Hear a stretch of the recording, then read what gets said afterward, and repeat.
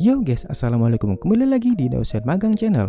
Di video kali ini kita akan lanjut latihan soal CSNP3K Jabatan Teknis Administrasi Perkantoran.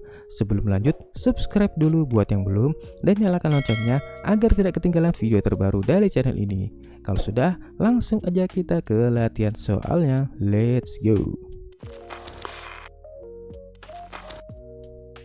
Soal nomor 1. Apa yang dimaksud dengan anggaran dalam konteks keuangan perkantoran? A. Dokumen yang mencatat semua transaksi penjualan. B. Perencanaan dan pembatasan pengeluaran untuk periode tertentu. C. Laporan tahunan tentang laba rugi. D. Dokumen yang menyimpan data pelanggan. E. Catatan mengenai kegiatan pemasaran.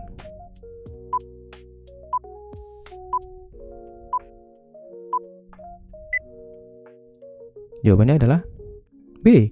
Perencanaan dan pembatasan pengeluaran untuk periode tertentu. Syarat pembahasannya, anggaran adalah rencana yang mengatur pengeluaran dan pendapatan selama periode tertentu, membantu dalam pengelolaan keuangan perkantoran. Opsi A ini bukan karena menunjukkan definisi dari bukti transaksi atau nota penjualan. Kemudian opsi C, definisi dari laporan laba rugi. Kemudian opsi D, pengertian dari database pelanggan atau daftar pelanggan. Dan kemudian opsi E merupakan strategi atau rencana pemasaran. Next. Soal nomor 2. Dalam pengelolaan anggaran, varians anggaran yang positif menunjukkan A. Pengeluaran yang melebihi anggaran. B. Pendapatan yang kurang dari anggaran. C. Pengeluaran yang lebih sedikit dari anggaran. D. Pendapatan yang melebihi anggaran. E. Kebutuhan untuk mengurangi anggaran.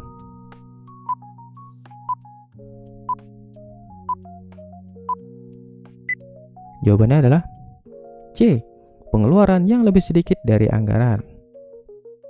Kita lihat pembahasannya. Varians anggaran yang positif menunjukkan pengeluaran lebih sedikit yang dianggarkan, yang bisa menandakan pengelolaan anggaran yang efisien.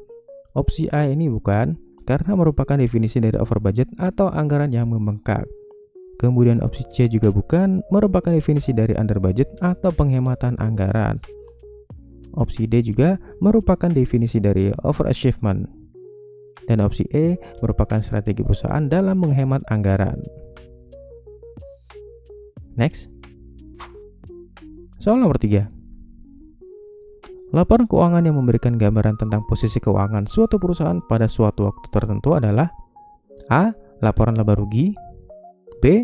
Laporan arus kas. C. Neraca. D. Laporan perubahan ekuitas.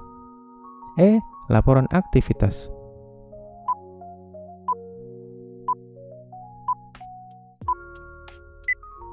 Jawabannya adalah C. Neraca. Dalam pembahasannya, neraca memberikan informasi tentang posisi keuangan perusahaan termasuk aset, kewajiban, dan ekuitas pemilik pada suatu titik waktu tertentu. Opsi A ini bukan, karena merupakan laporan keuangan yang menggambarkan kinerja perusahaan. Kemudian opsi B merupakan laporan yang menunjukkan aliran kas masuk dan keluar dari perusahaan.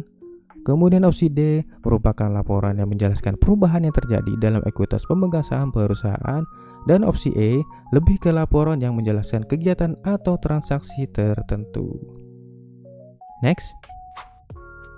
Soal nomor 4.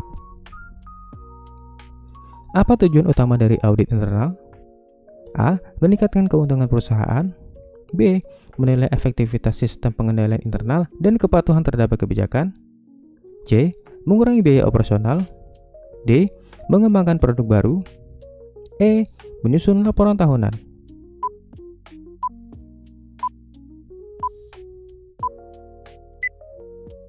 Jawabannya adalah B. Menilai efektivitas sistem pengendalian internal dan kepatuhan terhadap kebijakan. Kita lihat pembahasannya. Audit internal bertujuan untuk menilai efektivitas sistem pengendalian internal dan memastikan bahwa perusahaan mematuhi kebijakan dan prosedur yang ada. Kalau opsi E bukan, karena bukan faktor yang utama. Kemudian opsi C tidak berkaitan langsung dengan pembiayaan. Dan opsi D lebih ke arah inovasi. Kemudian opsi E lebih ke kegiatan rutin perusahaan. Next. Soal nomor 5. Salah satu manfaat utama dari pengelolaan anggaran yang baik adalah A. Mengurangi jumlah laporan keuangan. B. Mengontrol pengeluaran dan memaksimalkan efisiensi penggunaan dana. C. Meningkatkan harga saham perusahaan. D. Mengurangi beban administrasi. E. Menghindari kewajiban pajak.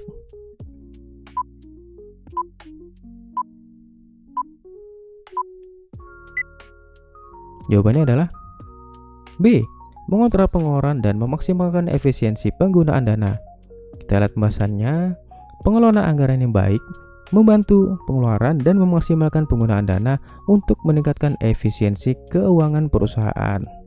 Opsi A tidak dianjurkan karena akan menimbulkan dampak komprehensif seperti transparansi yang menurun, kesulitan dalam mengambil keputusan, dan lain-lain. Kemudian opsi C tidak berkaitan langsung dengan pangsa saham. Kemudian opsi D bisa namun tidak selengkap opsi B. Kemudian opsi E bukan, karena pajak adalah kewajiban sebagai warga negara Indonesia. Oke guys, yaitu dia contoh-contoh latihan soal yang sudah kita kerjakan. Jika video ini bermanfaat, silahkan bagikan video ini ke teman-teman yang lain agar lebih banyak orang yang mendapat manfaat dari video ini. Kalau ada materi yang latihan soal yang ini bahas, silahkan tulis di kolom komentar ya guys. Kita ketemu lagi di next video. Assalamualaikum.